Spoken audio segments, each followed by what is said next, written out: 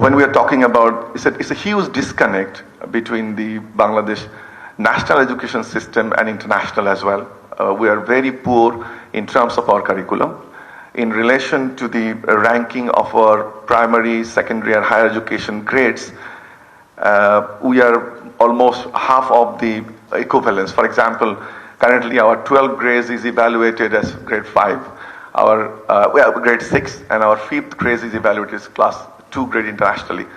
And also our honors and master's degree, those many of you sitting here with international exposure and degrees, we really bumped into a situation where we complete our honors and masters. When it comes to the enrollment in PhD or other degrees, or even having a honors, when you try to enroll a master's program, then international universities, particularly good universities of US and UK, they ask you for a foundation course, or even request you for IELTS and other tests. I think this is the important area for BNP to understand and work for the internationalization of education.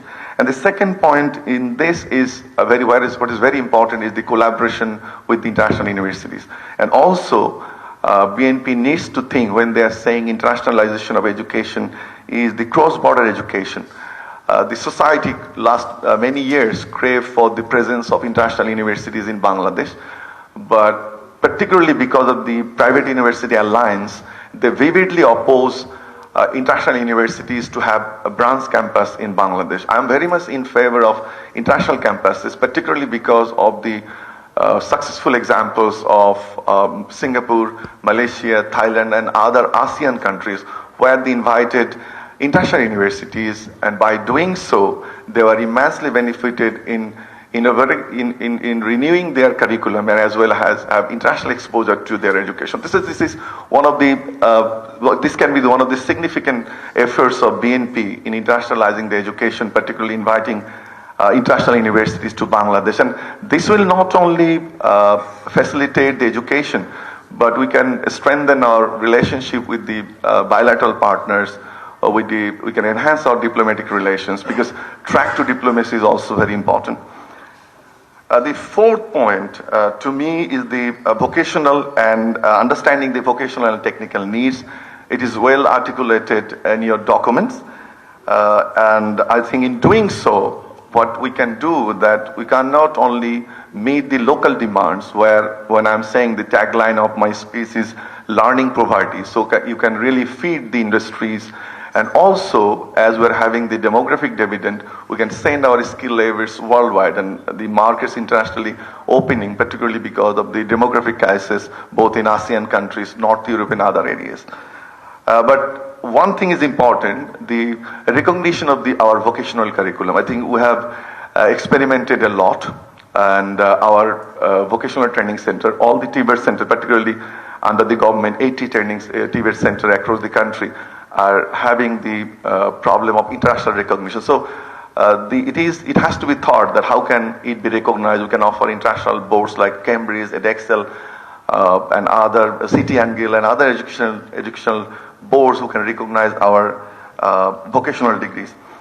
And the fifth one, I think the digital transformation is critical, because you will have money, and if you can't transform the education towards the digitalization, and in the era of AI, then it will be a huge regret. So I think it is very important to look at all the aspects and prospects of digitalizing the education.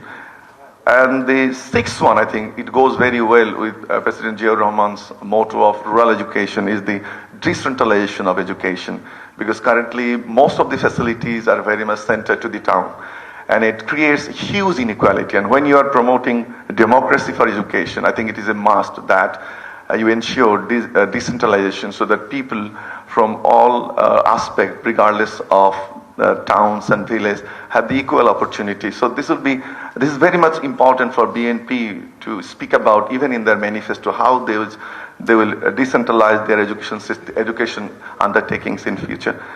And finally, I think this is the most important point relevant to today's roundtable, is the affordability. So there is a huge nexus between education and poverty. As the public expenditure is poor in education, so there is a nexus between education expenditure and the poverty.